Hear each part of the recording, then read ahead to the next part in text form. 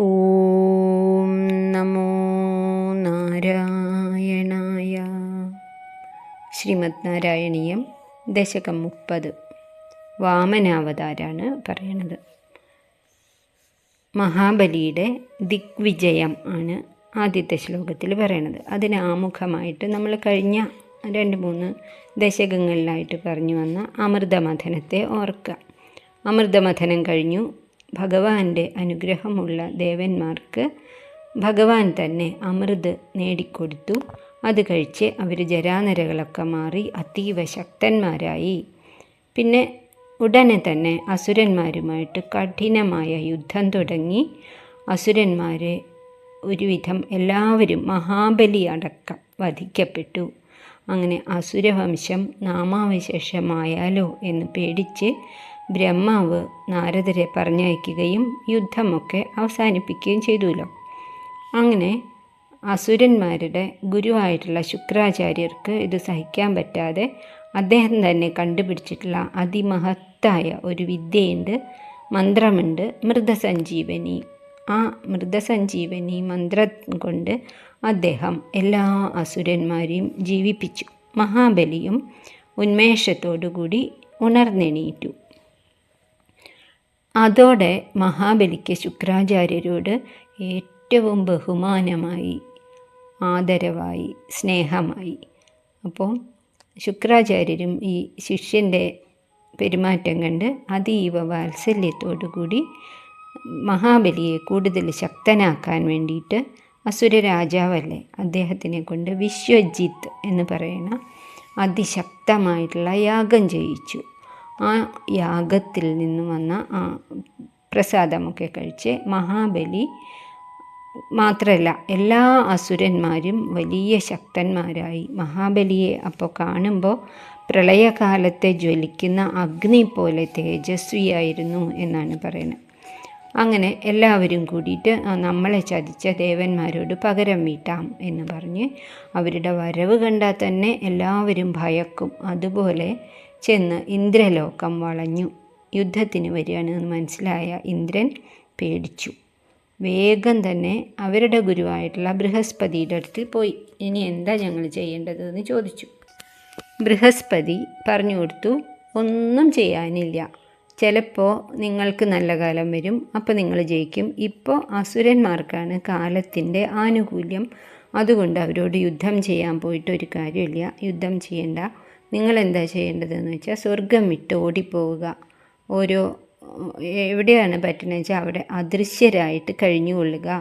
പക്ഷേ പേടിക്കൊന്നും വേണ്ട, കുറേ കാലമൊന്നും ഇത് നീണ്ടു നിൽക്കില്ല.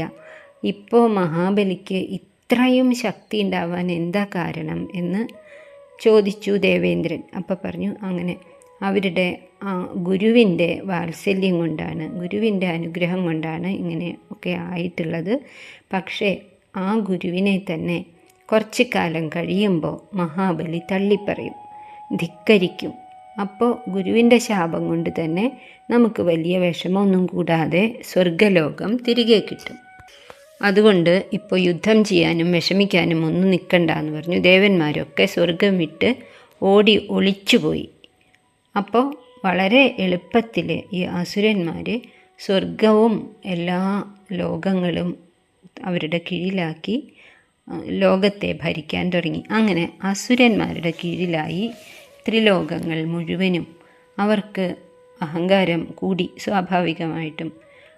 വിഷ്ണുവിൻ്റെ സുദർശന ചക്രത്തെ പോലും ഭയമില്ലാത്ത അത്രയ്ക്കും അഹങ്കാരത്തോടു കൂടി അവർ ഭരിക്കാൻ തുടങ്ങി എന്നാണ് ഈ 1-ാമത്തെ ശ്ലോകത്തിൻ്റെ ഒരു ആമുഖ ശ്ലോകം. നോക്കാം. ശക്രേണ സംയതി ഹതോപി ബലിർമഹാത്മാ ശുക്രേണ ജീവിതതനു ക്രതുവർദ്ധിതോഷ്മാ വിക്രാന്തിമാൻ ഭയനിലീന സുരാം ത്രിലോകീം ചക്രേ വശേ സ തവ ചക്രമുഖാത് അഭീത. അർത്ഥം നോക്കാം. മഹാത്മാ സ ബലി. എന്തൊക്കെ ആയാലും ബലി ഇന്ദ്രനെ തോൽപ്പിക്കാൻ വന്നു, സ്വർഗം കീഴടക്കി, അങ്ങനെയൊക്കെ ആണെങ്കിലും മഹാബലി വെറുമൊരു അസുരനല്ല, മഹാത്മാവാണ്. മഹാത്മാസ ബലി, മഹാത്മാവായിട്ടുള്ള ആ ബലി ശക്രേണ ഹത അഭി, ശക്രൻ ഇന്ദ്രനാൽ കഴിഞ്ഞ യുദ്ധത്തിൽ വധിക്കപ്പെട്ടു. എങ്കിലും ശുക്രാചാര്യനാൽ ജീവിത തനു, ശരീരം വീണ്ടെടുത്തു കൊടുത്തു, ജീവിക്കപ്പെട്ടു. ക്രതു വർദ്ധിതോഷ്മ, ജീവിച്ചു എന്ന് മാത്രമല്ല, ക്രതു യാഗം, വിശ്വജിത്ത് എന്ന് പറയുന്ന യാഗമൊക്കെ ചെയ്യിച്ച് ആചാര്യൻ ശിഷ്യനെ വലിയ ശക്തിമാനും തേജസ്വിയും ഒക്കെ ആക്കി.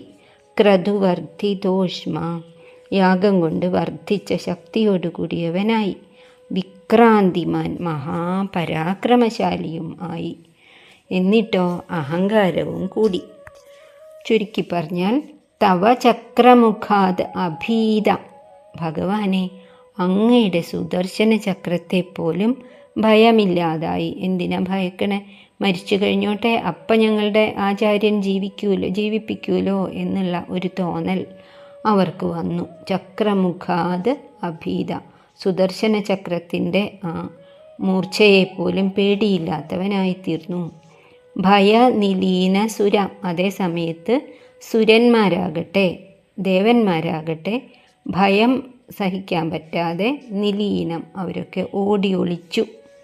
ത്രിലോകീം വശേ ചക്രേ, മഹാബലിയാകട്ടെ അതുകൊണ്ട് തന്നെ സ്വർഗത്തെയും മറ്റെല്ലാ ലോകങ്ങളെയും വശേ ചക്രേ, തൻ്റെ അധീനത്തിലാക്കുകയും ചെയ്തു. അതാണ് ഒന്നാമത്തെ ശ്ലോകം. ശക്രേണ സംയതി, സംയതി എന്ന് പറഞ്ഞാൽ യുദ്ധത്തിൽ. ചക്രേണ ഇന്ദ്രനാൽ, ഹതോ അഭി വധിക്കപ്പെട്ടു എങ്കിലും, ഇന്ദ്രനാൽ യുദ്ധത്തിൽ വധിക്കപ്പെട്ടു എങ്കിലും, ബലിർ മഹാത്മാവായ ആ ബലി ശുക്രേണ ജീവിതതനു, അവരുടെ ആചാര്യനായിട്ടുള്ള ശുക്രാചാര്യരാൽ ജീവിതം ലഭിക്കപ്പെട്ടവനായി. ക്രതുവർദ്ധിതോഷ്മ, മാത്രല്ല യാഗത്താൽ ശരീരശക്തിയും ഊർജ്ജസ്വലതയും എല്ലാം വർദ്ധിക്കുകയും ചെയ്തു. വിക്രാന്തിമാൻ, സ്വാഭാവികമായി തന്നെ പരാക്രമം, യുദ്ധത്തിനുള്ള ത്വര ഒക്കെ കൂടി. ഭയനിലീന സുരാം, സുരന്മാരാവട്ടെ ദേവന്മാരാവട്ടെ ഭയം കൊണ്ട് നിൽക്കാൻ സാധിക്കാതെ യുദ്ധത്തിനൊന്നും പോവാതെ അവരൊക്കെ നിലീനമായി ഒളിച്ചോടിപ്പോയി. ത്രിലോകീം ചക്രേ വശേ, അങ്ങനെ ആ അസുരന്മാർ 3 ലോകത്തിൻ്റെയും ആധിപത്യം നേടി. ചക്രേ വശേ എന്നൂടെ പറഞ്ഞ അധീനത്തിലാക്കി. അവർ ആ മഹാബലി തവ ചക്രമുഖാത് അഭീത, അങ്ങയുടെ സുദർശന ചക്രത്തിൽ നിന്ന് പോലും അഭീത, യാതൊരു പേടിയും ഇല്ലാത്തവരായി. മാത്രമല്ല നരസിംഹ അവതാരത്തിൽ ഭഗവാൻ പ്രഹ്ലാദന് വരം കൊടുത്തിരുന്നു, എൻ്റെ ആയുധങ്ങൾ കൊണ്ടൊന്നും നിൻ്റെ തലമുറയിലുള്ളവരെ വധിക്കുകയില്ല എന്നത്. അതുകൊണ്ടും കൂടി ആണ് സുദർശന ചക്രത്തെ മഹാബലിക്ക് ഭയമില്ലാതായത്. ശ്ലോകം നമുക്കൊന്നുകൂടി നോക്കാം. ശക്രേണ സംയതി ഹതോ അബിബലിർമഹാത്മാ ശുക്രേണ ജീവിതതനു ക്രതുവർദ്ധിതോഷ്മാ വിക്രാന്തി